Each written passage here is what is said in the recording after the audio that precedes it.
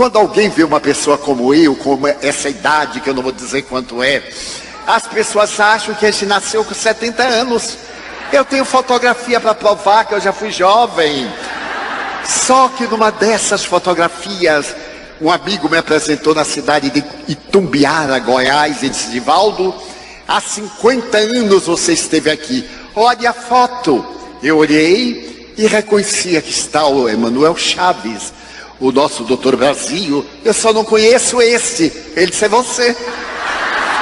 Eu fiquei pasmado de ver como eu tinha um corpinho de toureiro. Agora prossegue o corpo de toureiro aposentado, mas é toureiro. Muito bem. Então, eu estava na cidade de Aracaju e era médium, mas não entendia nada de espiritismo. Visitava essa cidade a convite de um grande amigo, a família Sarroris. E então, certa manhã, eu sentei em minha sala e vi sobre a mesa uma revista, O Reformador. Achei curioso, peguei e abri, e lá estava escrita A Lenda da Guerra, pelo espírito Humberto de Campos. Eu li e fascinei-me. E abaixo, página psicografada pelo médium Francisco Cândido Xavier, do Centro Espírita Luiz Gonzaga, etc. Eu disse: nossa, como ele é inteligente, como é que ele pode escrever uma página dessa? Mas naquela tarde, os amigos convidaram-me para ir à União Espírita Baiana, porque como eu via os espíritos e eles não tinham uma ideia, pediram-me para ir contar como é que vê. Eu disse: como é que vê? Vendo. Mas você pode falar para nós? Eu disse: eu nunca falei nada, mas eu poderei contar como são as experiências, as entidades perturbadoras, que eram aquelas que mais eu via pela lei da afinidade. E então eu estava me preparando, cada hora eu fazia um Pai Nosso e dizia: veja lá, hein? O Senhor me colocou nesta. Mas quando eu li aquela Lenda da Guerra, eu reli e memorizei. Eu digo: se a coisa apertar, A Lenda da Guerra, de Chico Xavier. Quando chegamos, a reunião era presidida pelo venerando José Martins Peralva Sobrinho, que foi presidente da União Espírita Mineira. Éramos 27 pessoas. E então Peralva deu uma palavra, eu levantei-me e fiz o discurso convencional. Excelentíssimas senhoras, excelentíssimos senhores, e não sei o quê. Eu me esqueci de tudo. Eu vou contar a lenda da guerra, do espírito Humberto de Campos, psicografada pelo médium Francisco Cândido Xavier. Aí eu ri e esqueci da lenda da guerra. Olhei para o povo, mas deu aquela angústia. Eu digo: olha, eu ia contar, mas não me lembro. Então me desculpe. Sentei-me trêmulo, suarento, quando eu vi entrar um cavalheiro de baixa estatura, a cabeça um pouco deformada, óculos grossos, veio andando, chegou junto de mim e disse-me: eu sou o autor da lenda. Levanta-te e fala. Eu falarei por ti pela tua boca, de pé, porque todo aquele que pretende servir a Jesus deve estar de pé.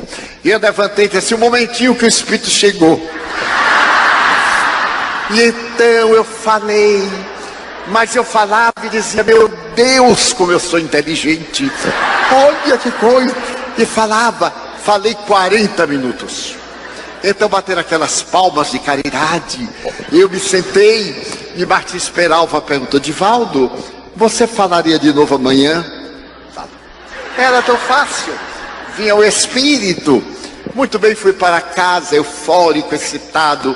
E no dia seguinte, quando eu cheguei, a sede da União Espírita Sergipana estava superlotada, gente do lado de fora. E eu perguntei assim: o que é que vai ter? É um baiano. Mas o que é que tem? Dizem que o baiano tem o diabo no corpo. E ele vai falar. E eu disse: como é o nome do baiano? Ninguém sabe. Eu digo: meu Deus, quem será? Era eu. Então eu entrei E Peralva disse: olha, Edivaldo, o povo soube. O que é que você vai falar? Eu disse: não sei. Chegou o momento, Peralva me apresentou com a sua doçura. Eu levantei, olhei para o povo e esperei o Espírito chegar. Nada. Eu então lembrei do dia anterior. Eu digo: excelentíssimas senhoras, excelentíssimos senhores, eu vou contar a lenda da guerra do espírito Humberto de Campos, através da mediunidade de Francisco Cândido Xavier. Esqueci de novo. Aí me deu aquela angústia e eu me confessei: não vou falar nada. Eu nunca falei coisa nenhuma, contei o incidente do dia anterior e agora o espírito não chegava. Aí eu me sentei. Quando eu me sentei, eu ouvi uma voz dizer: vou dar-te a primeira orientação, que se chama responsabilidade. Tu és leviano. Como aceitas falar de uma coisa que não sabes? Eu disse: meu irmão, fale, pelo amor de Deus. Brigue depois, mas fale agora. Ele disse: levante-se. Eu disse: o Espírito chegou. Levantou. E aí fiz uma palestra com a mitologia grega. Ele começou com a história de Sísifo, quando Zeus manda buscar Sísifo, que era o rei de Corinto. Eu não sabia de nada, mas achava as palavras lindas. E fui dizer, quando eu terminei, bateram palma de mesmo. Eu me sentei e o Espírito me disse: e não contes mais comigo. Vais escrever uma carta ao médium Francisco Cândido Xavier, pedindo orientação. Eu disse: mas eu não sei quem é. Ele disse: eu vou te dar os dados para Pedro Leopoldo. Eu cheguei a casa e fiz aquelas cartas boçais, ignorantes. Eu disse: excelentíssimo senhor Francisco Cândido Xavier, porque vós sabeis, e matei o verbo, Vossa Excelência, com segunda pessoa do plural, mas fiz aquela carta e mandei. Um mês depois, eu recebo em Salvador uma carta: meu querido Edivaldo. Eu digo: nossa, será que é dele? A letra redonda, linda, a ternura amorosa saía das letras. Eu chorava, eu sorria com aquele pedaço de papel. O nosso Humberto falou-me de ti, disse-me que tu és muito jovem, que ainda não tens 20 anos. Ele me pediu que te orientasse. Mas quem sou eu, Edivaldo? Meu nome é curioso, eu me chamo Francisco. Se tirar o Fran, fica o Cisco. Mas eu fiquei tão curioso em te conhecer, porque Humberto me falou de ti, que eu pedi a Emmanuel para visitar-te. Tudo para mim é novidade, né? Eu disse: visitar-me. E então Emmanuel levou-me. E eu vi o teu quarto. Na parede, eu vi uma fotografia do espírito José Pititinga. E tu estavas orando. E eu quero pedir-te licença, na minha pobreza, na minha humildade, eu sou muito pobre. Eu quero pedir-te licença para que sejas meu amigo. E manda-me uma fotografia tua. Eu tremia, mas eu tremia como varas verdes. Como é que este homem pode, meu Deus, ele é um homem ou um Deus? E aí eu li umas 30 vezes. Passei a noite lendo, eu digo: não é possível, eu estou no delírio. No dia seguinte eu fui trabalhar muito pálido. O meu chefe perguntou: o que é que você tem? Eu disse: um delírio. Eu tive uma fantasia que o médium Chico Xavier me escreveu.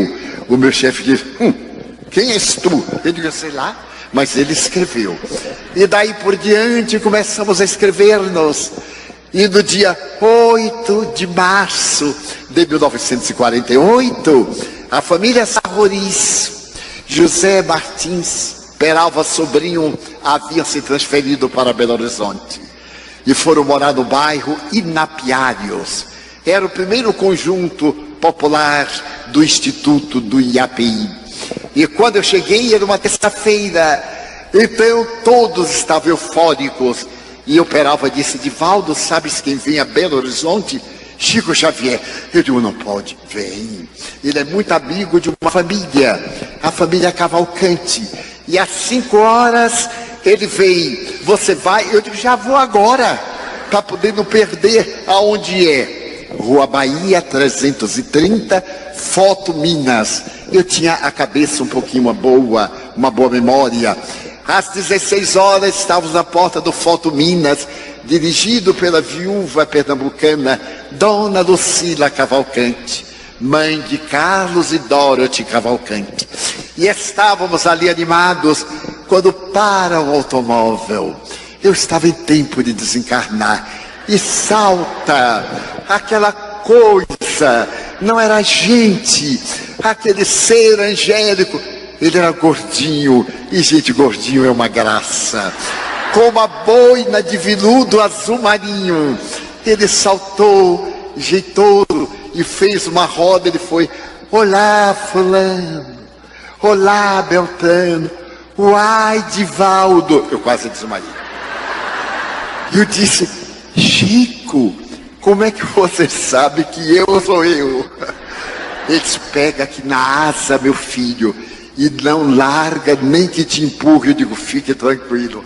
Agarrei como caranguejo e fui saudando todo mundo e olhando para ele, apaixonado, tão apaixonado que ele percebeu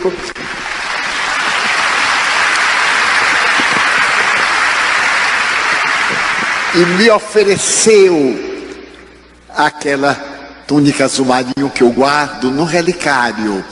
E disse: Divaldo, eu estou aqui para nós conversarmos. Estava Arnaldo Rocha, Peralva, Ederlino Sarruriz, Enio, a família Cavalcante. E o Chico começou a conversar.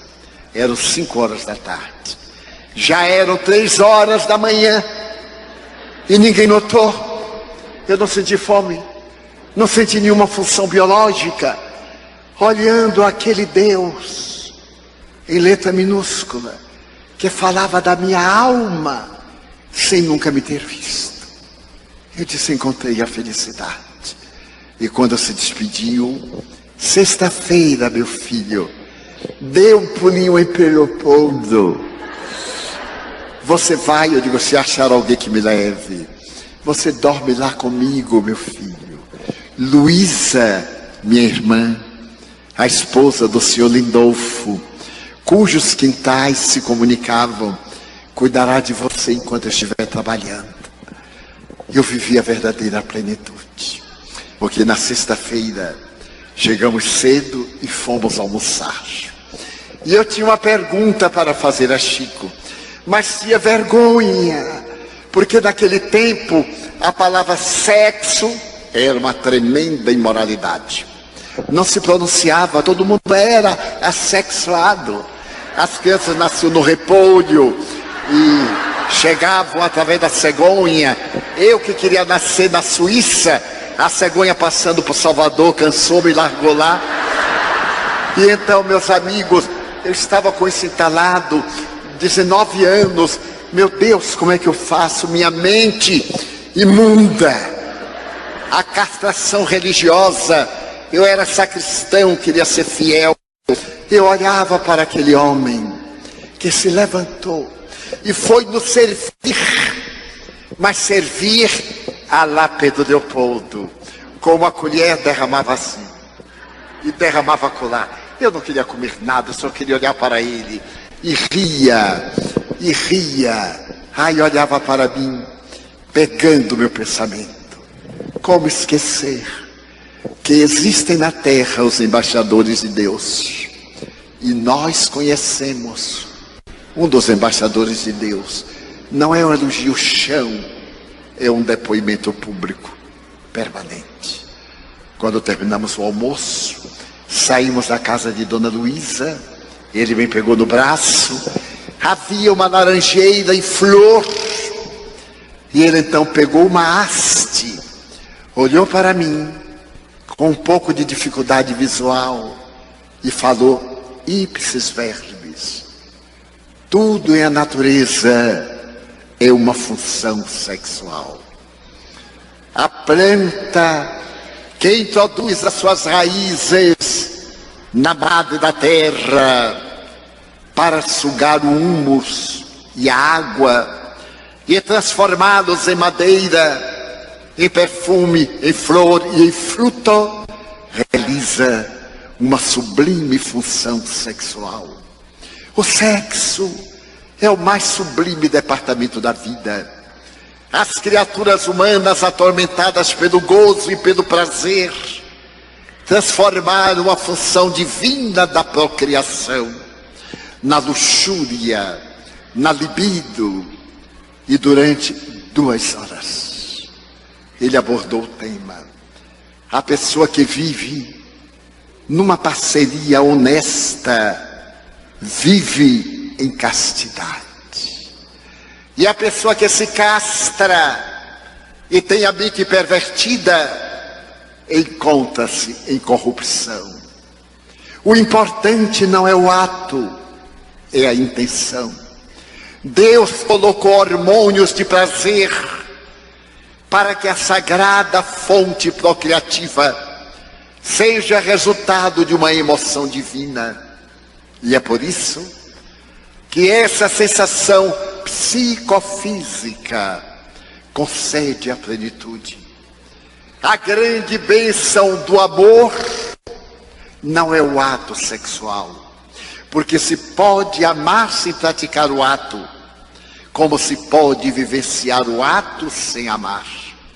Os animais, em geral, procriam, mas não se amam. O amor é a presença de Deus na alma.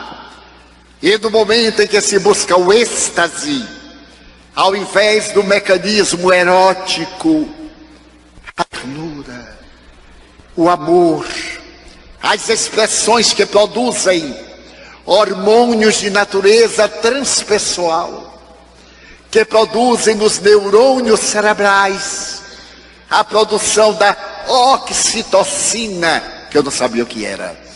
E vai. E depois da efusão, quando é invadida pelos hormônios da beleza, deve continuar esse ato de 16 segundos 18, no sentimento de gratidão pelo outro. E ao invés de dar-lhe as costas, dizer-lhe eternamente: como eu lhe amo. A minha vida sem você não teria sentido. Você é o pão da minha existência. Acariciar. E é um ato tão profundo que um torpor toma conta do ser para renovar-se e viver. 2 horas. E eu deslumbrado, memorizando, devorando cada sílaba. E quando ele terminou, disse assim: é um presente de André Luiz para a sua juventude. Apaixonei-me. Não podia ser diferente.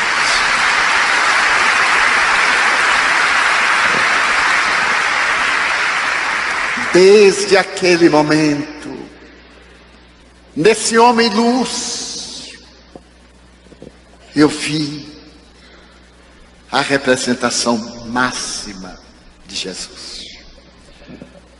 Ele era Francisco de Assis. Não vou medir, porque é um erro. Mas eu encontrei São Francisco naquele sapato folgado sem meias, naquela roupa desengonçada e bela. Como é belo Chico Xavier. Não da beleza perecível, como nos apaixonávamos por ele. A doçura da sua voz. Mais tarde, quando eu entendi os arquétipos junguianos, eu encontrei nesse homem luminoso, nessa individuação, o protótipo de Jesus. Não saberia dizer se a ânima era maior do que o ânimos, porque no mesmo momento que ele era a mãe do desgraçado, ele era o pai educador. Dizem que ele não dava não. Não era necessário. Porque a sua anuência não era concordância com o erro, nem com o crime, nem com a vulgaridade.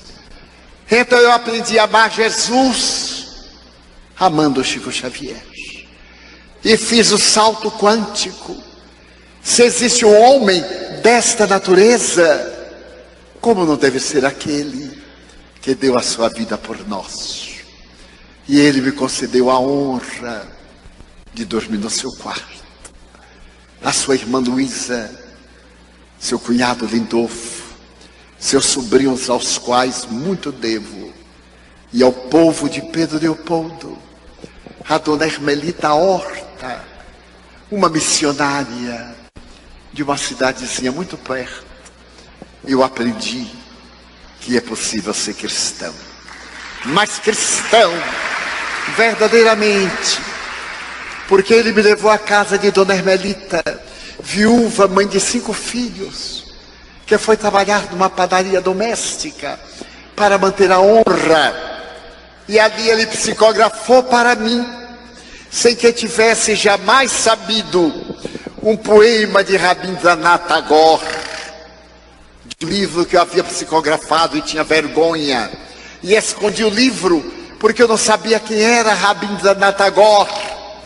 E naquela manhã inolvidável de 1956, em uma folha de papel arrancada de um caderno, ele entra em transe e Tagore escreve o prefácio. E ele então me diz sorrindo: é para publicar, Divaldo. E quantas surpresas, quando um câncer me ameaçava as cordas vocais, na casa de André Luiz, com a presença de Peralva, Arnaldo, eu, Carlos Cavalcante e ele, vedamos tudo. O quarto modesto, eu me sentei à porta, afônico, indo para casa preparar-me para ir para o hospital do instituto que eu trabalhava. Uma voz diz: ore, Divaldo. Eu mal podia emitir um som. E de repente, de olhos fechados, porque ele iria me aplicar um passes, eu ouço uma voz: Divaldas, abra a boca. Eu abri a boca. Divaldas, abra os olhos. Eu abri. Era Sheila, que eu não sabia quem era, materializada, loura, vestida de enfermeira à Primeira Guerra Mundial. Eu vou fazer uma aplicação, Divaldo. E tirou o objeto com uma caneta, com uma lâmpada na ponta. 1956 não havia. Eu vou queimar o ponto e vai doer. Dizem que homem tem uma coragem para a dor, que se o parto fosse masculino, a humanidade se acabava, porque só nascia o primeiro. Eu então abro a boca, ela introduz, era maleável, acomoda-se na língua, e ouço aquilo. Dei um grito que acordou a cidade. Ela tirou, sorriu, novamente. Eu digo: já estou bom. Novamente. E novamente. E agora? Estou bem. Curei-me. Eu disse: Sheila, quando eu sair daqui eu não vou acreditar. Foi uma alucinação. Eu estou no estado alterado de consciência. Dê-me algo material. Eu colecionava flores, violeta dos Alpes. Ela estendeu a mão no escuro absoluto, e no claro que eu via o tijolo emendado de cimento. E começou a chover violeta, eu tirei o lenço, elas caíram. E eu disse: Sheila, eu tenho uma amiga suíça que me fala de uma flor misteriosa chamada Edelweiss. Você conhece? Ela disse: é isso, Divaldo. E começou a chover. Essa flor delicada dos Alpes alemães, dos Alpes austríacos, que arrebenta a neve, é frágil. Ela faz lembrar uma sempre-viva caído no meu colo. E eu me apaixonei pela Edelweiss. Sorriu. E até hoje, nunca mais eu tive afonia. E faço seminários de 8 horas diárias com mais uma conferência. A voz cansada, mas não afônica. Devendo a vida àquele homem que quando terminou, eu disse: Chico, ele disse: bondade de Deus, meu filho. E para dar um toque de riso, era muito frio o Pedro Leopoldo naquele dia. E eu baiano de roupa branca. Terminou a reunião no Luiz Gonzaga, onde ele ficara até às 3 da manhã, com aquela palidez típica. Íamos tomar um café e a broa na casa do André. Quando eu senti o primeiro perfume, eu digo: nossa, que perfume de rosa, Chico. Ele disse: é, meu filho, Pedro Leopoldo tem muitas rosas. E daí a pouco um perfume de cravo. Eu: Chico, esta rua tem muitos cravos. Eu digo: nossa. E daí a pouco eu me virei, saía dele. Eu digo: Chico, eu sou muito espontâneo, está saindo de você. Ele dobrou o paletó. Não, meu filho, se saísse de mim era Detefon. A mediunidade olorífera. Então, recordando hoje, há 3 dias que eu não durmo, recordando esse anjo, não podia me olvidar daqueles dias que eram iguais a esses dias de 1910, que precediam a primeira calamitosa Grande Guerra, e que nasce esse apóstolo para clarear a noite de 1914 e 18, para clarear o século XX, com a sua infinita ternura, com a sua sabedoria, examinado pela NASA, que ele veio medir a radiação da aura no tempo das grandes perseguições, que ele soube resistir com lágrimas no tempo doloroso do seu sobrinho doente, que ele perdoou, humilhado em todos os jornais do Brasil, pela rede dos diários associados, a Davi Nasser e Jamanzon, na revista O Cruzeiro, que se arrependeram depois, dizendo que o maior arrependimento da sua vida, de ambos, foi haver ferido o pulcro Chico Xavier, que vieram como jornalistas estrangeiros falando inglês para impressionar o rapazinho. E na hora da saída, Chico deu-lhes um livro a cada um, autografado com o nome verdadeiro deles. E eles nem leram, guardaram em casa, até que um dia, 10 anos depois, a mulher de um deles abriu e teve um choque. Mostrou a Davi Nasser, que foi pedir a Jamanzon, e saiu uma das mais lindas páginas da revista O Cruzeiro, daquela época, a respeito da nobreza deste homem luz. Então ele veio nesse período em que o Brasil, coração do mundo que é, pátria do Evangelho que está sendo, ninguém se iluda. Humberto de Campos não disse que seríamos uma Shangri-La, que seríamos um país de ociosos, de pessoas felizes, uma Israel de pessoas indignas, mas de homens e mulheres audaciosos, que levaríamos a doutrina espírita aos 5 rincões da terra, que implantaríamos a mensagem no solo árido do deserto, que teríamos a oportunidade de falar a muçulmanos, como seu pobre irmão tem falado, em 10 países muçulmanos, falando de Mohammed, mas falando de Jesus e Chico Xavier, indubitavelmente, falando da grandeza da doutrina espírita, porque o espiritismo é o Cristo Jesus de volta, através desses seres espirituais, as estrelas que caíram dos céus, os soldados como um grande exército, para restaurar a humanidade hoje, na grande crise. Não há crise internacional, nem nacional, há crise moral, individual. Eu sou a crise, você, nós. E se eu me melhorar, o mundo se melhora. Quando alguém se ergue, a terra se levanta. Aí está a voz do Chico soando, mesmo depois de 15 anos e 2 dias, que os lábios carnais silenciaram, e a alma canta hosanas. Ele não necessita de estar aqui repetindo.